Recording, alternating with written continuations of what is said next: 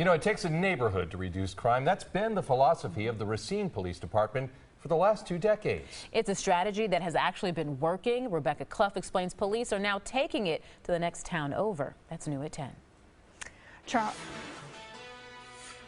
Shannon and George, the Mount Pleasant Police Department wants to be a copycat. They're hoping that taking over a home in a bad area of town can change the crime rate, and they use the Racine's former and current police chiefs to get the program in place.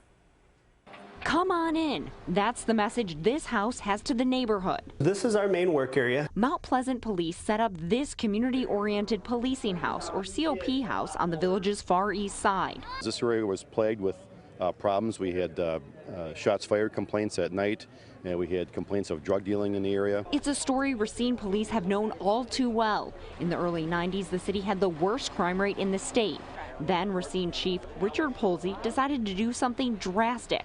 A home would open that police would work out of 24/7, but the community could use. We had a lot of enforcement activity going on, but as quick as you'd leave a neighborhood, it would turn back the way it was. In the first year, crime dropped by more than 70% in that neighborhood.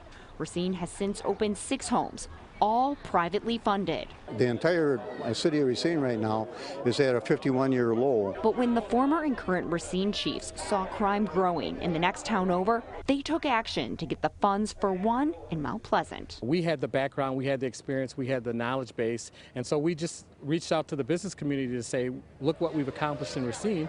We want to help Chief Zarzecki accomplish that in Mount Pleasant. Now, the Mount Pleasant COP house had its official grand opening this afternoon. They also opened a park across the street and named it in honor of the former Racine chief, Richard Polsey.